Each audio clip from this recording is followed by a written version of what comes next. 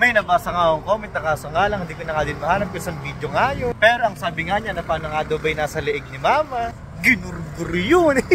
Ops, teka lang, pero bagay na ito nga muna yung mga kasama ko. Nakasakay nga po kami sa kotse, ito nga po si mama. At ang tinutukoy nga po nung nag-comment yung nga pong parang hiwang nasa liig ni mama. Nasa harapan naman nakasakay si tita. At i-share ko na nga lang pati nga po si tita, katulad nga po ng ganun kay mama. Bali, tatlo po silang magkakapatid at isang pamangkin. At nakuha nga po nila yung guhit na yan dahil dati nga po nagpa-opera po sila ng thyroid. At ang driver namin, si ate. At ito nga may pinuntahan kami. At muli nga kami nagbabalik dito sa Wells. Dahil si mama at si tita nga po magpapacheck. At ito na nga din po yung pangalawang beses na pupunta sila dito. At dahil dito nga, kompleto na, sulit pa. Ang location nga nila sa diversion ng San Leonardo Nueva Ecija. Along the high, malapit nga lang din sa Jollibee. At nasa-search naman nga yung location nila. At ewan ko nga lang din kung hanggang ngayon, dahil nung nagpunta nga kasi kami dito, nakapromo sila ng 999. Malayo-layo pa nga kasi pinanggalingan namin at dahil ilang bayan pa nga din yung dadaan. Alas 6 pa nga lang ng umaga, umalis na kami sa amin. Tama naman nga din yung pagkakabiyahe namin dahil nung dumating kami dito, kami pa nga lang din yung naghintay nga lang kami ng ilang minuto at nung natapos na nga si tita, si mama na nga yung sumama. At naalala ko nung nanggaling kami dito last time. Na nga si mama kuhanan ng dugo kaysa sa BP. Kaya ayun yung resulta, tumaas yung BP. At naging problema naman nga din po kay mama ngayon, nahihirapan naman nga po siyang hanapan ng pero nakuhanan naman. At ayun nga, nabuking nga tuloy ako na hindi nga ako yung nagbibideo. Abay, sinundan ba naman ako dito sa CR? At wag po kayo maglala, wala naman niya ako ditong ginawa. Nagtour nga lang ako dito sa loob at napakaganda nga kasi ng CR nila. At kinagustuhan ko, kompleto, may timba, may tabo, may pampabango ng kamay. May hawakan pag nahihirapan yung labas at meron nga din silang bidet. At basta ang linis-linis. Tapos nayari na nga silang kuha ng dalawang magkapatid. Lakad,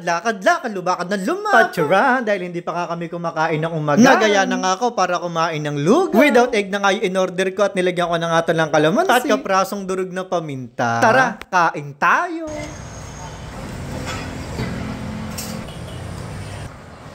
Medyo nahuli nga dit ngayon nga lang naluto. Bumili na nga din ako ng pandesal. Resulta ng result mo? Eto, nabawasan ng konti gamot. Kaya lang, ang pinatitingnan yung goiter. Pati liver mo? Diretso pa rin. Diretso pa di gamot?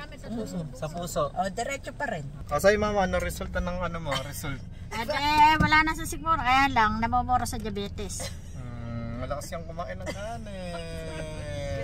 Nasa lahi po nila mama yung sakit na diabetes. So 88 lang po pala dati yung result po ni mama sa diabetes. Ngayon pa naging 110 na. At ito na nga din po yung sagot kung bakit po may guhit po si mama sa leeg.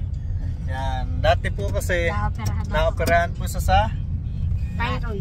Sa thyroid. Kaya po 49 years old na po si mama ngayon. Hindi pa po siya nilaligate. Naku po, hindi pa ligate. Baka madagdagan pa yung kapatid ko yun. At masundan yung kapatid kong bunso. Oh, mama, tama na yun. Tigil-tigilan na yun. Kwentuhan na lang saka matulog. Hanggang dito na lang at kung napanood nyo nga po yung video na ito, ang gusto ko lang sabihin, thank you.